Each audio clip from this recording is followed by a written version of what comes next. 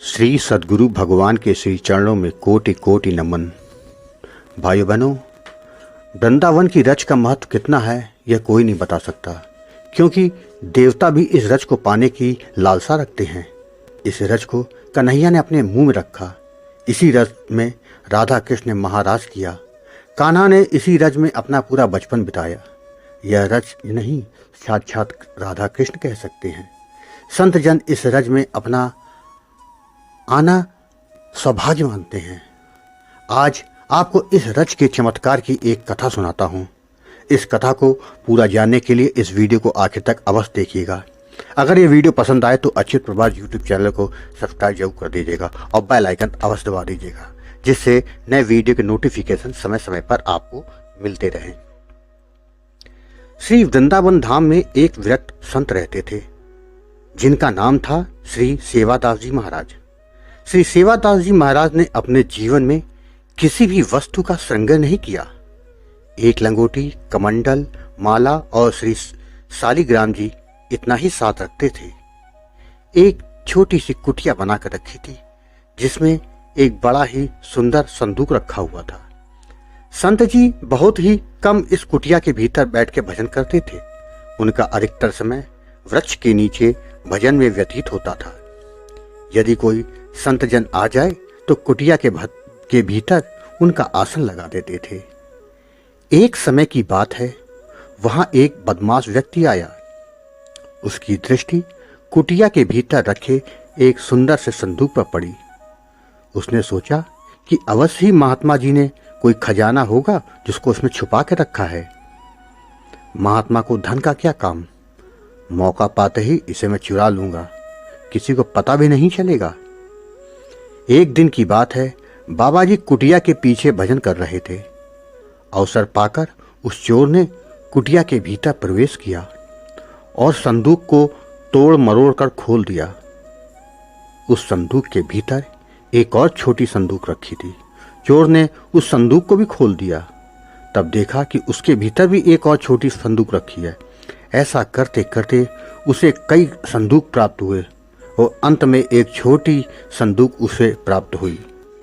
उसने वह संदूक खोली और देखकर बड़ा दुखी हो गया, क्योंकि उसमें तो केवल मिट्टी रखी थी। अत्यंत दुख में भरकर वह कुटिया के बाहर निकल ही रहा था कि उसी समय श्री सेवादास जी महाराज वहां पर आ गए। श्री सेवादास जी ने चोर से कहा, तुम इतने दुखी क्यों हो भाई?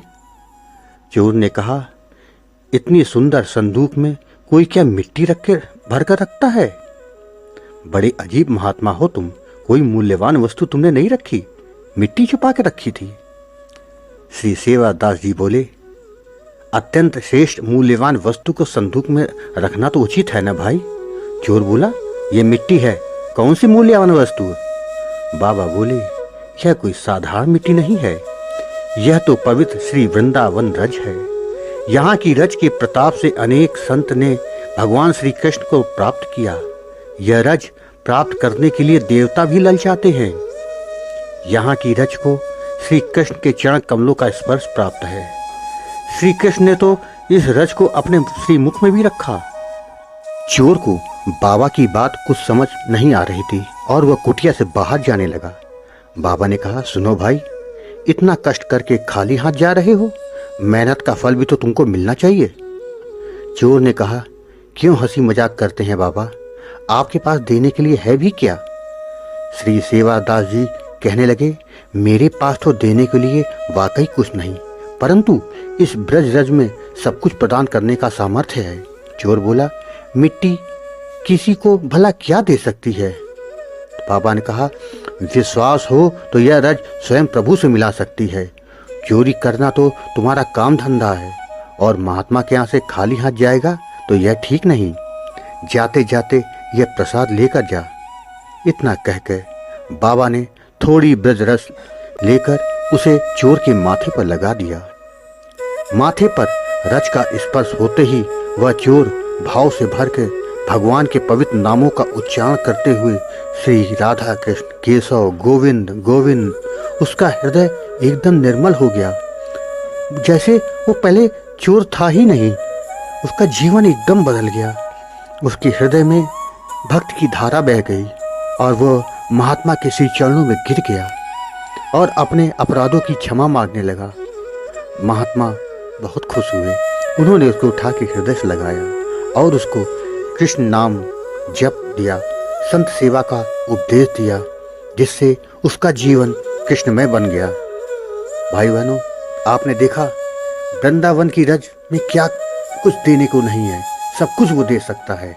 बस अपना भाव विशाल बनाइए, फिर देखिए कैसा चमत्कार आपके जीवन में भी होता है। वृंदावन की रज है कोई साधारण चीज़ नहीं। भाई बहनों, आपको ये कथा कैसी लगी कमेंट बॉक्स में जरूर बताइएगा। और हाँ, अगर वीडियो पसंद आया हो तो शेयर करना ना भूलिएगा। राधे राधे, राधे राधे, राधे राधे।